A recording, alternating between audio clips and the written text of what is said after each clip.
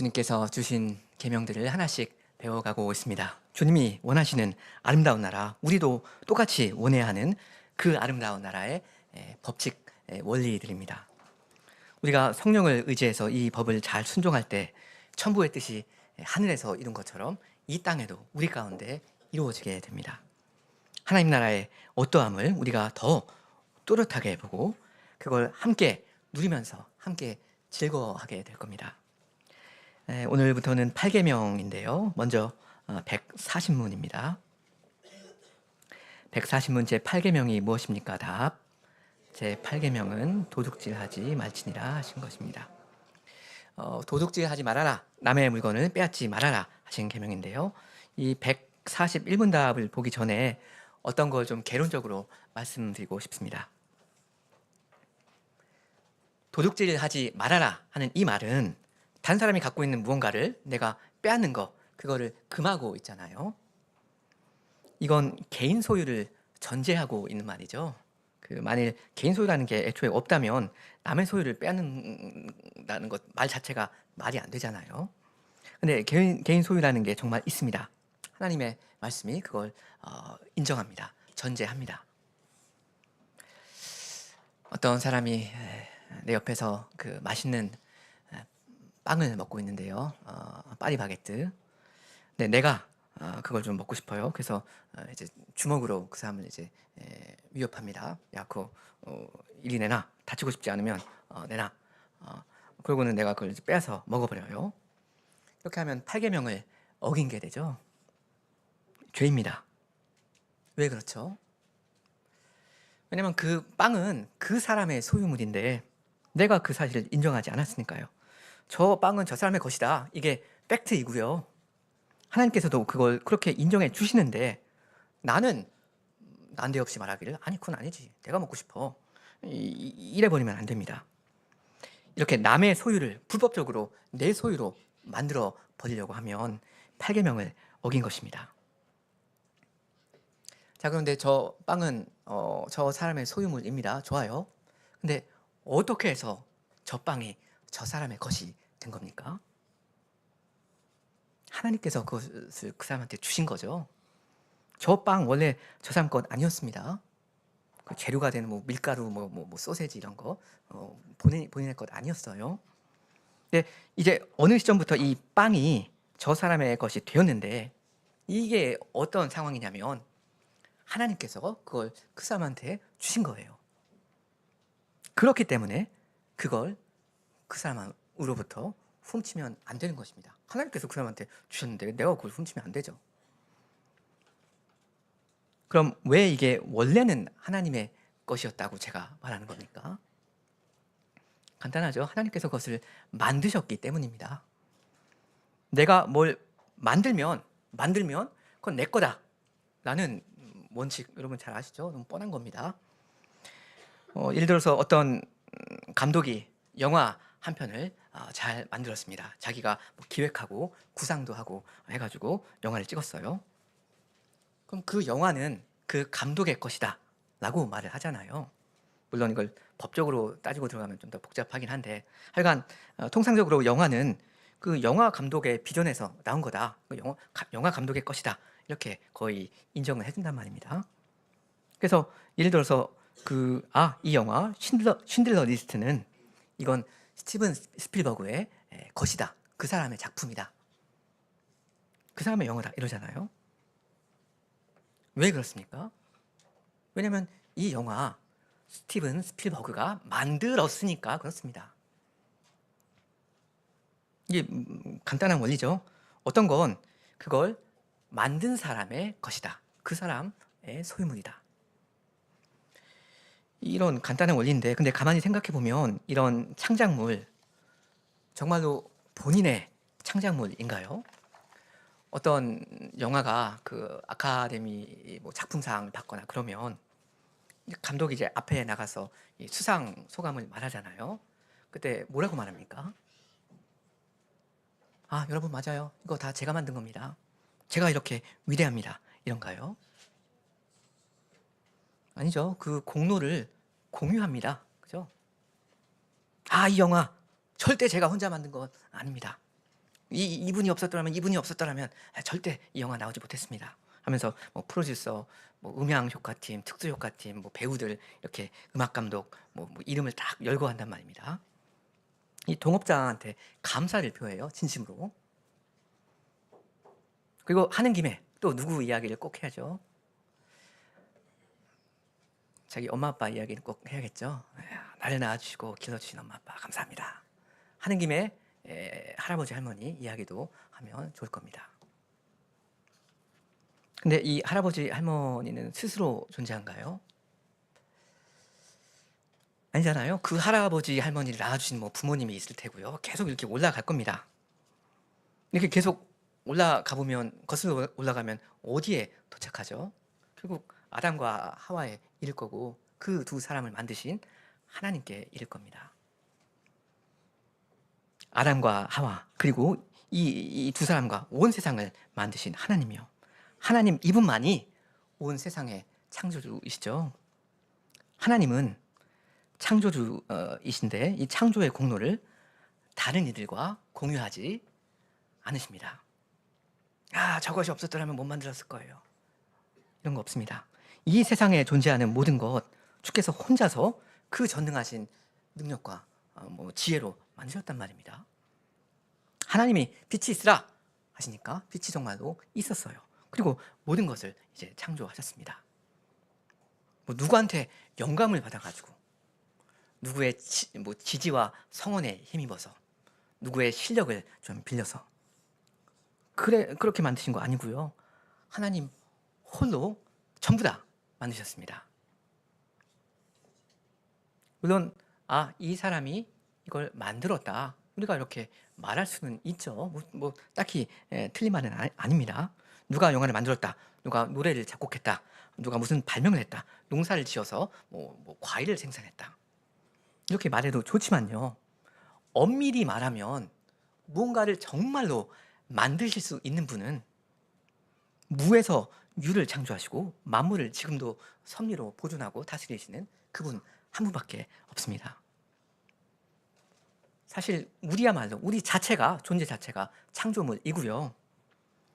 우리가 뭘 만들었다면 그건 주께서 주신 힘과 지혜 이런 걸로 주께서 만드신 것들을 재배열하는 것뿐 아닙니까? 레고 이렇게 재배열하는 그런 거 아닙니까? 엄밀한 의미에서 뭘 만드신 분은 하나님, 오직 하나님이시기에 그렇게 엄밀한 의미에서 소유주가 되시는 분은 하나님밖에 없습니다. 먼지 하나의 예외도 없이 만물을 주께서 만드셨고요. 그렇게 먼지 하나의 예외도 없이 만물은 다 주님의 것입니다. 땅과 거기에 충만한 것과 세계와 그 가운데 사는 자들은 다 여호와의 것이로다. 시편 24편 1절입니다. 원래 다 주님의 것인데 그 일부를 여러분에게 주시죠. 여러분이 입고 계신 옷, 먹는 음식, 몰고 다니시는 자동차, 살고 계시는 집, 그 모든 거 여러분이 창조하신 거 당연히 아닙니다. 아마 직접 만드신 것도 아닐 겁니다.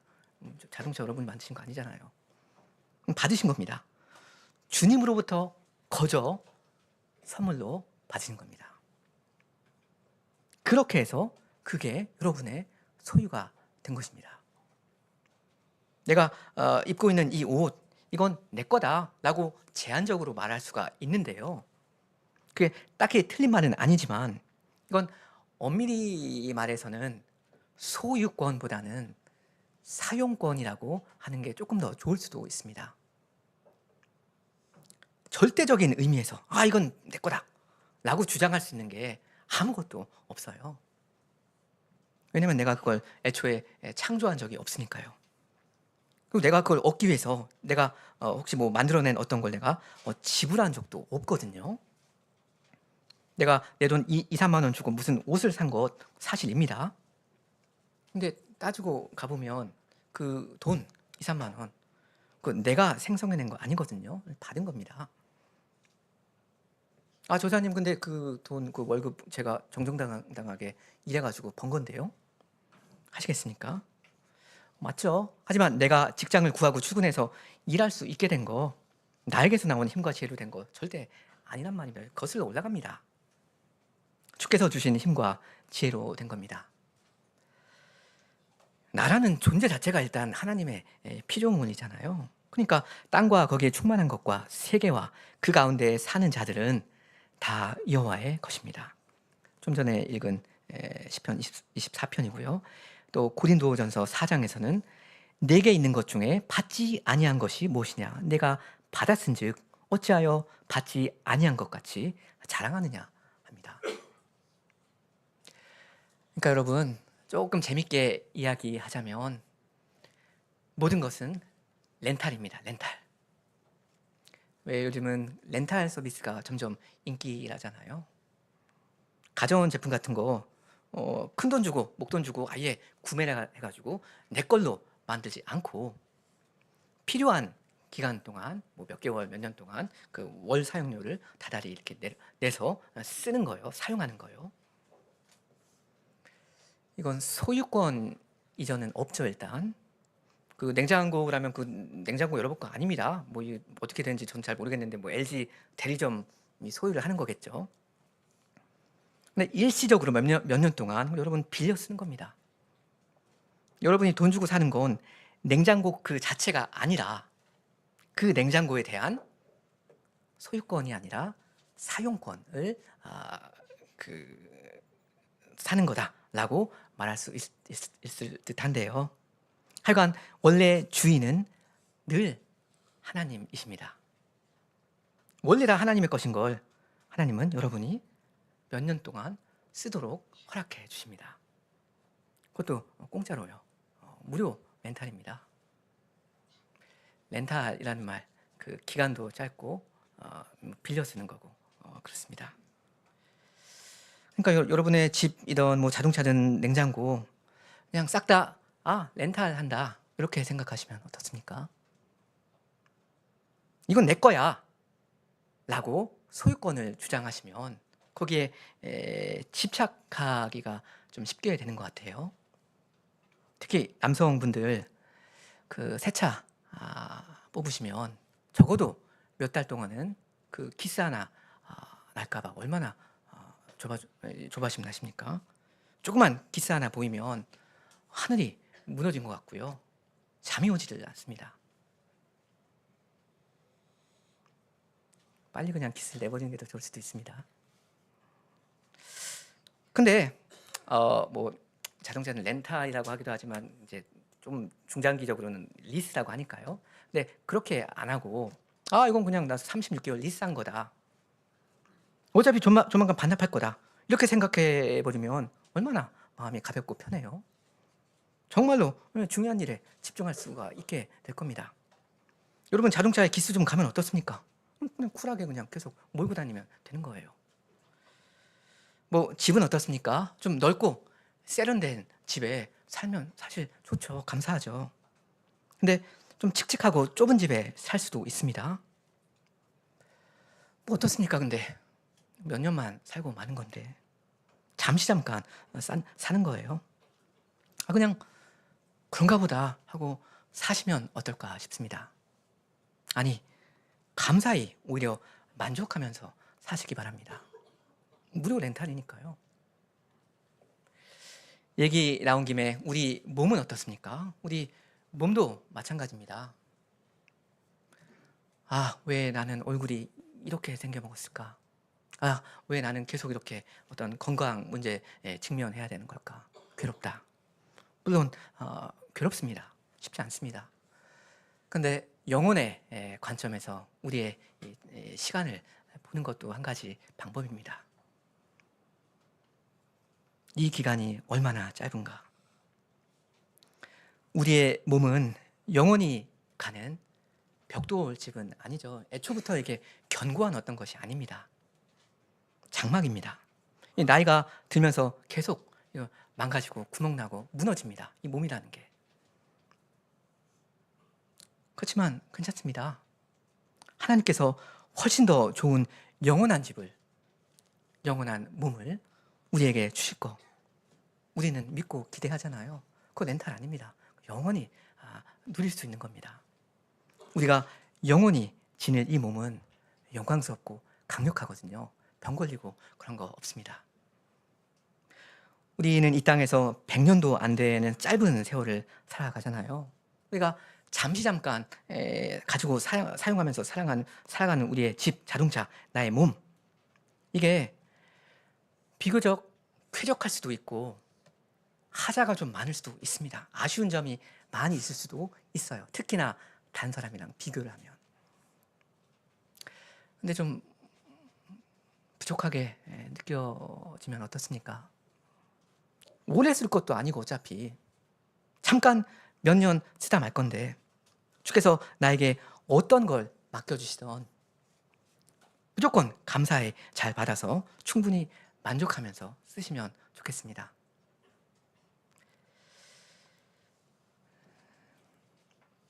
자, 그리고 사람이 이 도둑질하게 되는 중요한 원인 가운데 하나가 탐욕이지 않습니까? 욕심이요. 근데 불신자가 탐욕을 부리는 거, 이거는 어느 정도 이해라도 되는데, 여러분, 신자들이 탐욕을 부려서는 안 됩니다. 여러분은 탐욕을 부릴 자격이 없습니다. 그럴 필요도 없습니다. 왜 그런가 하면 신자는 그리스도를 소유하고 있으니까 그렇습니다. 그리스도를 소유한 사람은 이미 말할 수 없이 풍요롭거든요. 왜 요즘에 그 슈퍼 리치라는 말을 뉴스에서 가끔 듣는 것 같습니다. 슈퍼 리치, 그러니까 리치하면 부자다, 부유하다라는 뜻인데 슈퍼니까 엄청 부자라는 뜻이죠. 억수로 부자입니다. 그 요즘 따라 뉴스에 많이 나오는 일론 머스크, 요즘은 좀 정치도 하려고 하는데 뭐 아니면 그 페이스북 요즘 메타라고 하죠. 창업자 마크 저커버그입니까? 그런 사람들이요. 이런 사람들한테 당신 참 떼부자다 라고 말하면 굉장히 섭섭해할 겁니다. 왜냐면 이분들은 보통 떼부자와는 차원이 다른 재산을 갖고 있잖아요. 그냥 몇백억 원이 아니라 몇백조 원입니다. 상상을 초월해요. 가늠이 안 됩니다. 이 재산의 규모가. 그러니까 보통 일반 부자들은 뭐 해봤자 재산이 몇십억 혹은 몇백억 뭐 이 정도 되지 않습니까? 이런 일반 부자들은 사촌이 땅을 사면 배가 아픕니다. 친구가 몇십억 되는 외제차를 사면 부러워할 겁니다. 나도 저런 거 한 대 좀 사고 싶다. 이러면서 마음이 흔들리고 휘둘리고 그럽니다. 실제로 그러잖아요. 근데 이 최상위급에 있는 이 슈퍼 리치들, 이런 사람들은 안 그럴 겁니다. 남이 5억 원짜리 차를 사든 50억 원짜리 차를 사든 그게 뭔 상관입니까? 나한테는 그런 자동차를 살 돈이, 그런 자동차 몇만 대를 살 돈이 있는데 무슨 의미가 있습니까? 누가 외제차 차 뭐 50억 원짜리 그거밖에 안 되는 그런 거 하나 사서 좋아라 하는 걸 보고 이 슈퍼리치한테는 이런 생각이 들 겁니다. 참 귀엽다. 참 시시하게 유치하게 논다. 뭐 그런 거 50억 원짜리 차 가지고. 그러니까 재산이 어느 정도 급이 되면, 상상을 초월하는 어느 정도 급이 되면 이 5억 원, 50억 원 이런 액수가 의미가 없어져 버립니다. 돈이 아니에요, 그건. 다 그냥 하찮아요. 그래서 무슨 일이 생겨서 50억 원 손실을 봐도 눈 하나 깜짝 안 합니다. 이런 최상위 부자들한테는 여유가 있습니다. 물론 실제로 그렇다는 건 아니고 제가 상상하기에 그러면 좋겠다는 건데요. 자, 그런데 신자는 그러한 최상위급에 있는 슈퍼 위치입니다. 신자는 하나님으로부터 예수 그리스도를 받았고요. 이 예수 그리스도 안에서 삼위 하나님을 받아 누립니다. 소유합니다.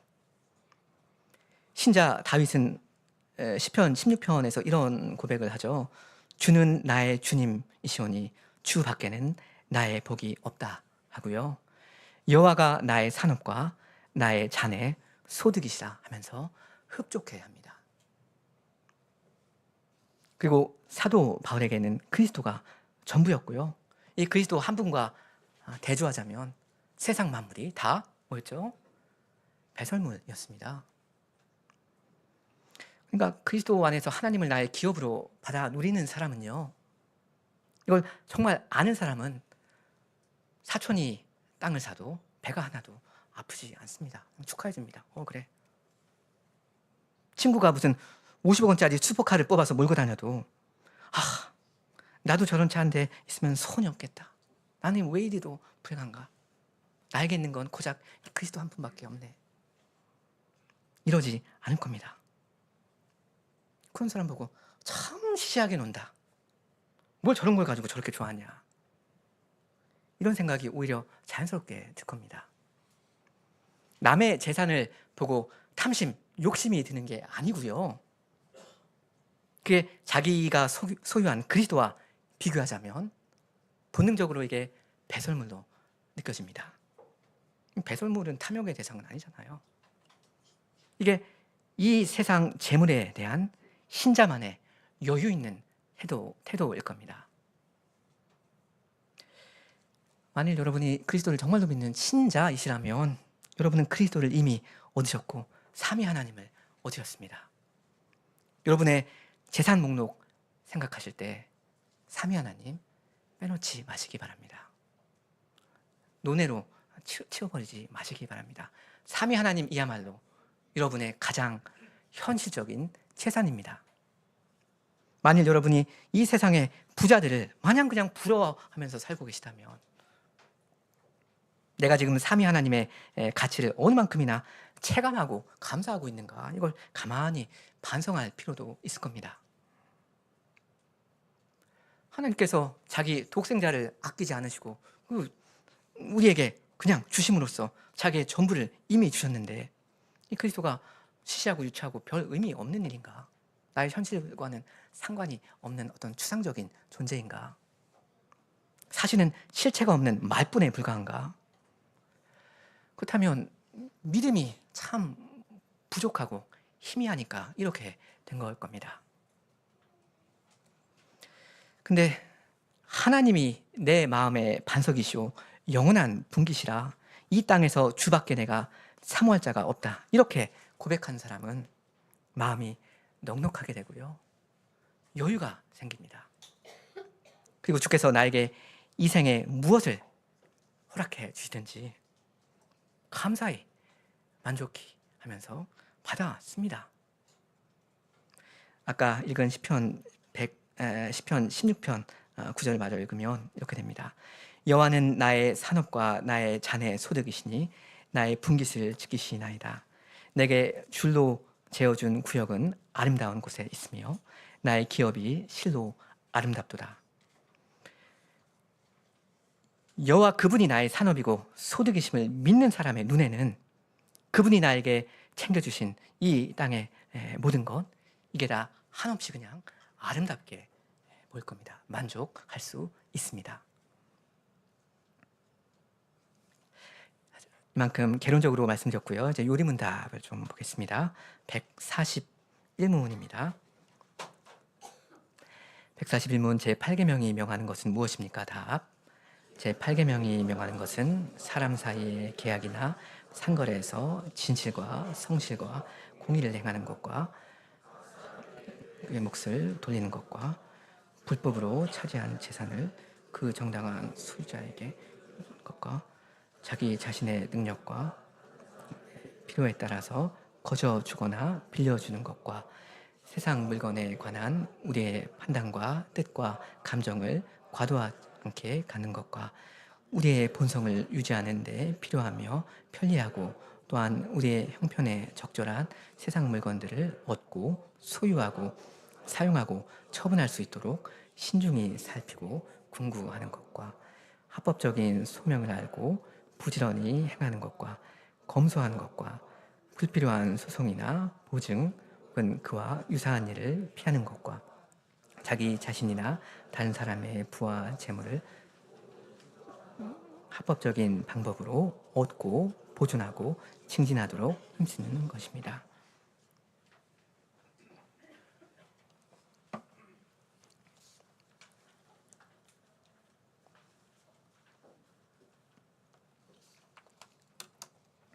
여기 답 첫째 줄에 그러죠. 사람 사이의 계약이나 상거래에서 진실과 성실과 공의를 행해야 한다고요. 이걸 그 142문답에서는 뭐라고 하냐면요. 참고하셔도 좋은데 252쪽 문답 부분 제일 마지막 줄에요. 속이는 거래나 거짓된 저울과 추나 경계표를 옮기는 것이나 사람 사이의 계약이나 신의의 문제에서 불공정하고 불성실한 것, 이렇게 이야기하죠. 이건 사람들이 상품이나 서비스를 사고 파는 그런 이야기잖아요. 좀 사기를 친다 이런 이야기죠. 조작된 저울을 쓰거나 이런 식으로 거짓을 동원해서 돈을 좀 벌어보려는 것입니다. 직장 생활하다 보면 거짓말을 할 유혹을 받을 때가 있지 않습니까? 사실을 왜곡해야만 어떤 굉장히 난처하고 곤란한 상황에서 그런 위기에서 탈출할 수 있는 그런 때가 있습니다. 그리고 사실 거짓말을 하면 돈 벌기가 쉬워지는 거, 그런 경우가 종종 있다는 거 여러분 잘 아십니다. 뉴스에 보면 어떤 업체가 가격 담합을 했더라 이런 게 주기적으로 나오는데요. 적발돼서 그렇게 나오는 거겠죠. 근데 상거래에서 부정행위가 발각되는 경우는 아마 상당히 소수에 불과할 겁니다. 대부분은 거짓말이 먹히고요. 감쪽 같습니다. 실제로 돈을 버는데 도움이 됩니다. 세상 사람들 하는 말로 쏠쏠합니다. 재미를 봅니다.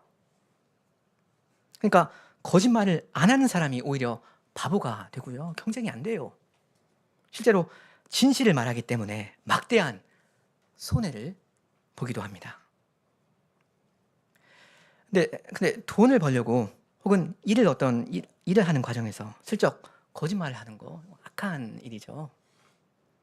정장 차려입은 도둑들입니다.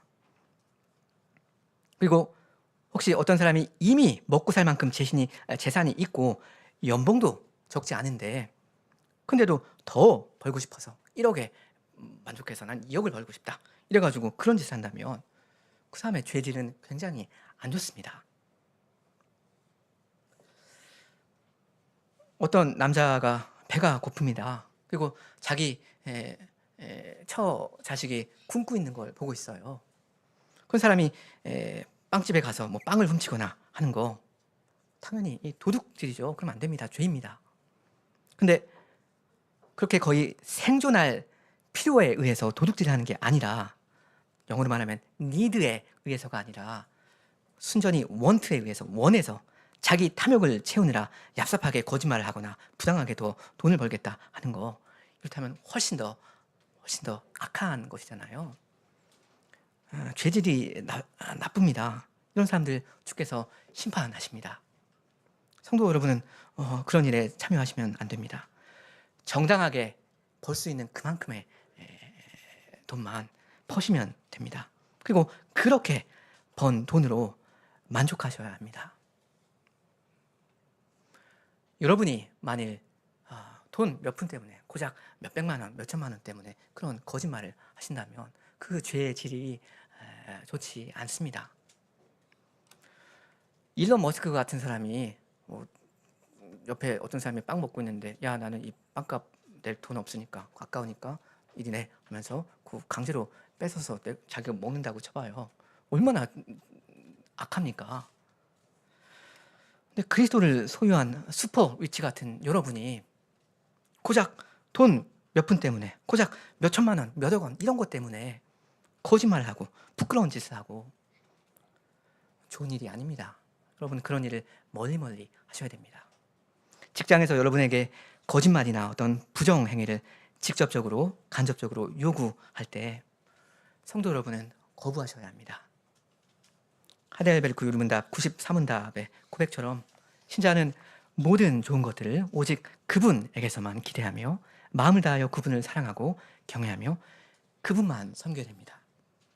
그러므로 지극히 작은 일이라도 하나님의 뜻을 거슬러 행하기보다는 오히려 모든 피조물을 포기합니다. 과감하게 포기합니다. 관심 없습니다.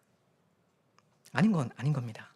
하나님을 믿으시고 아버지를 믿으시고 신앙의 모험을 하시기 바랍니다. 천부께서 여러분을 먹여 살리십니다. 그 다음 250쪽 제일 윗줄 보시면 250쪽 제일 윗줄에 불법으로 차지한 재산을 그 정당한 소유자에게 돌려야 한다라고 하죠.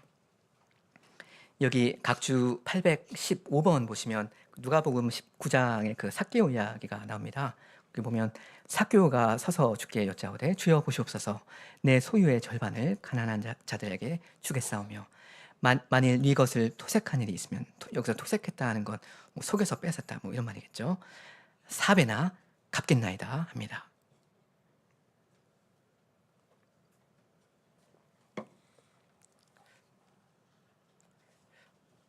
이건 지금 삭개오가 주님의 관심과 사랑에 감동을 받고 회개하면서 하는 이야기잖아요. 회개란 이런 겁니다. 주님 잘못했습니다. 반성하고 있습니다. 앞으로는 안 그럴게요. 이런 거에 회개가 그치는 건 아니죠. 나의 죄에 대한 결과를 최선을 다해서 돌려놓는 겁니다. 원상복구하는 거예요. 피해를 끼쳤으면 당연히 그렇게 하는 겁니다. 내가 불법으로 얻은 게 있으면 그걸 어떤 방식으로든 현실적으로 내가 할 수 있는 만큼 돌려줘야 합니다. 이건 슈퍼 리치, 그리스도 안에서 슈퍼 리치인 여러분한테는 정말 해당되는 일일 겁니다. 그냥 몇십만 원, 몇백만 원 이런 거에 우리가 집착할 일이 아닙니다.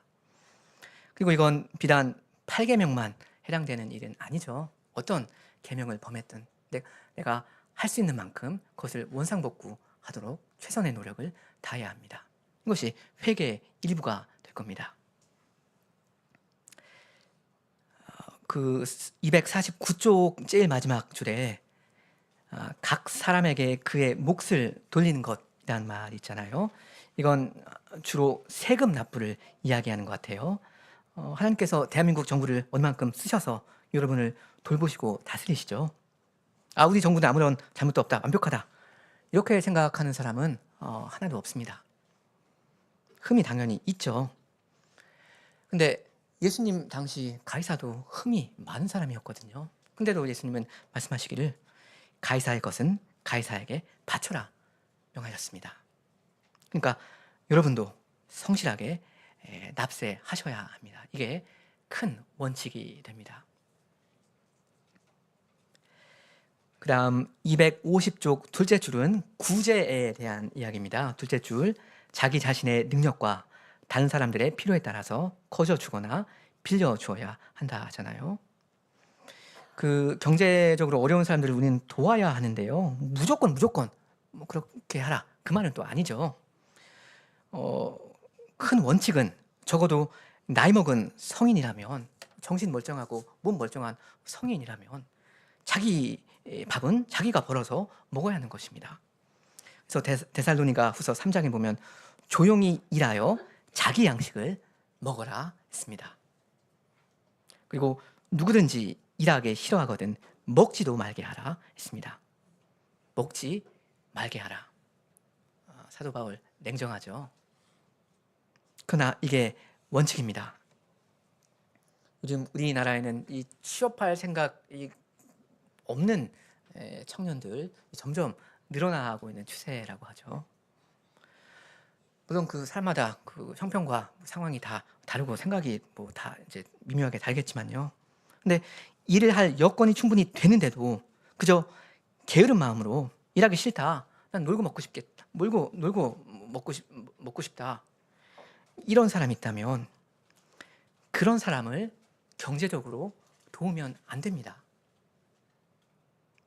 돕는다면 그 사람을 오히려 그 사람한테 해를 끼치는 게 됩니다. 일을 하라 라고 요구를 해야 하고요. 물론 일자리를 찾는데 어떤 실질적인 도움을 줄 수 있다면 좋겠죠. 제가 그 캐나다 개혁교회에 있었을 때 거기는 이제 7.2회 광고를 좀 길게 하는 편인데요. 한번 이런 적이 있어서 제가 조금 놀라기도 했습니다. 거기 어떤 정확히 기억은 안 나는데 어떤 가장 신앙 고백한 신자가 있었는데 좀 술도 좀 마시고 방탕하게 살면서 일을 안 하고 있었답니다. 굉장히 무책임하게 자기 에, 가정을 돌보지 않는 거예요. 그래서 치리웨이가 그 상황을 알고 공식적으로 공적으로 그 사람의 이름을 불러서 광고를 합니다. 저 사람은 경제적으로 지원하지 마시라고. 스스로 자기 발로 설 수 있게 해 줘야 합니다. 그렇게 독려해야 하고 그쪽으로 교회는 사람을 이끌어야 하죠.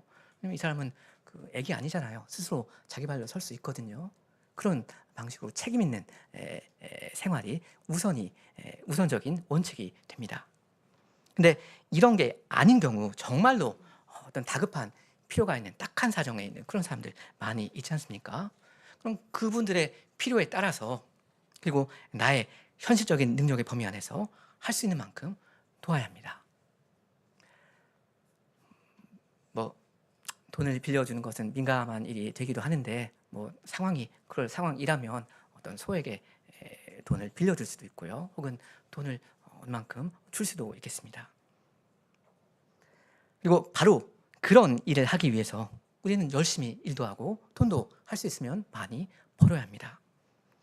여기 각주 816번 그 에베소서 4장 말씀 있지 않습니까?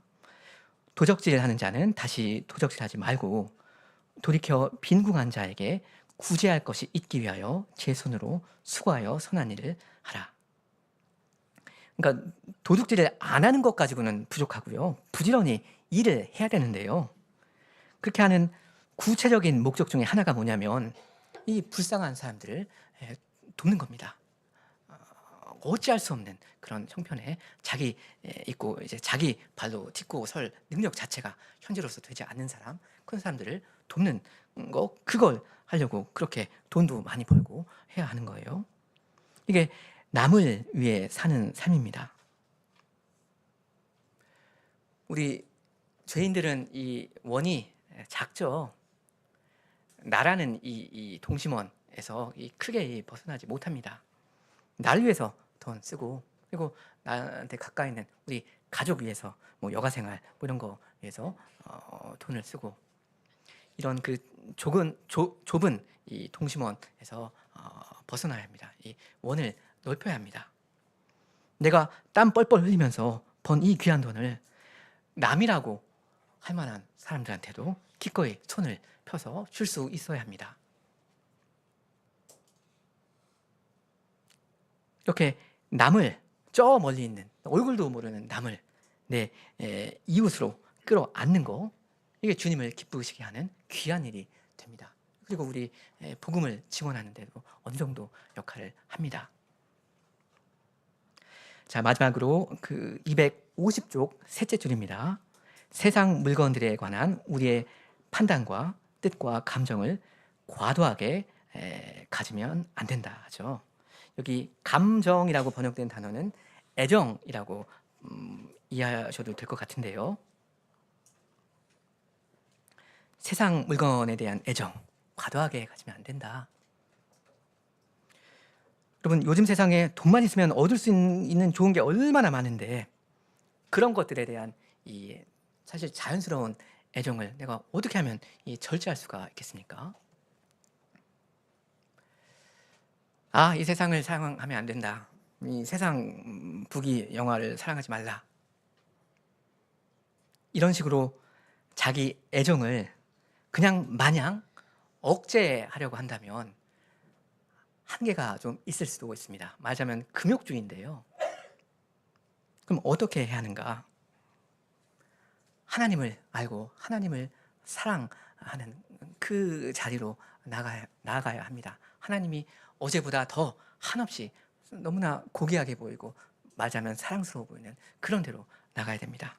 하나님의 그 영광스럽고 거룩하고 찬란한 것의 가치를 알아보는 대로 한 걸음씩 나가야 됩니다.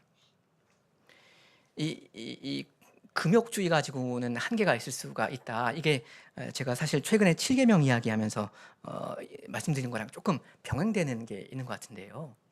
그 사람의 성욕은 뭐 거의 어쩔 수가 없는 것인데 이것을 억제하는 거는 쉽지 않은 일이다라고 말씀드렸잖아요. 강제로 그냥 찍어 누르는 거예요. 예를 들어서 어떤 남자가 직장 생활을 하는데 거기 젊은 아가씨들이 있습니다. 근데 그 남자한테 그 "여자 보기를 돌같이 하라. 여자 보기를 돌같이 하라."라고 계속 읊는다면 뭐 맞는 말이죠. 근데 한계가 있을 수가 있거든요. 쉽지 않습니다.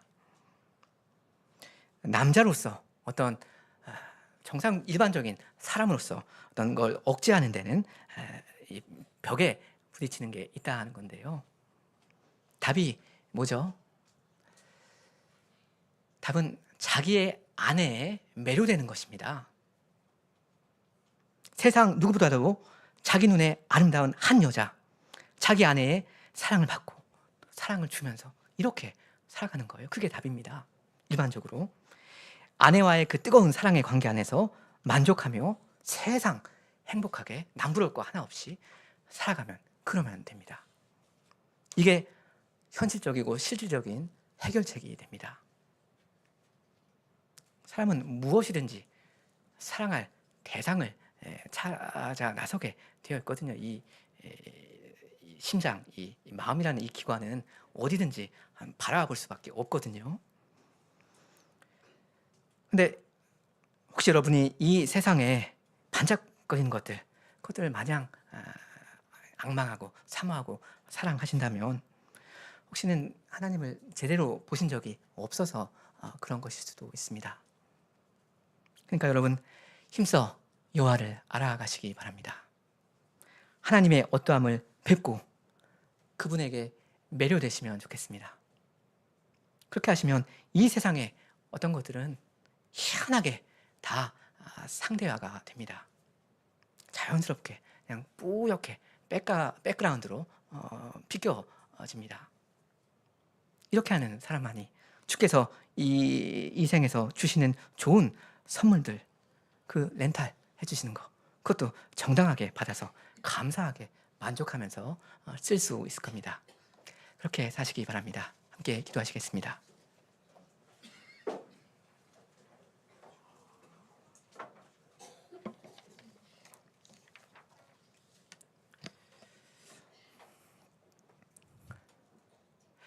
은혜가 풍성하신 하나님 아버지께서 하나뿐인 아드님을 저희에게 내어주심으로 그 아드님을 아끼지 아니하심으로 저희에게 전부를 주셨사오며 자신을 주셨사오니 하나님의 이 은혜가 저희에게 넘치고 넘치옵니다. 주님, 때로는 저희가 믿음이 부족하여서 하나님이 저에게 주신 그리스도와 또 삼위일체의 하나님이 아무것도 아닌 것처럼 느껴질 때가 많사온데 주님, 이러한 저희를 불쌍히 여겨주시고 용서하여 주시며 저희가 믿음으로 그리스도를 힘있게 바라보고 그분으로 만족하는 그런 생활 가운데 거하게 하여 주시옵소서. 그러므로 이 세상 모든 것들이 상대화되고 주께서 주시면 어느 만큼 감사히 쓰고 또 주께서 허락하지 아니하시면 그만큼으로 만족하며 또한 주님께 감사하는 그런 가운데 저희가 다 살아갈 수 있도록 하여 주시옵소서. 돈을 섬기는 이 악한 시대 가운데 저희가 하나님을 사랑하는 하나님으로 만족하는 거룩한 교회로 나타나게 하여 주시옵소서. 그러므로 저희가 하나님의 어떠하심을 이 지역 가운데 이 지역 사회 가운데 힘있게 선전하며 나아갈 수 있도록 하여 주시옵소서. 예수님의 이름으로 기도합니다. 아멘.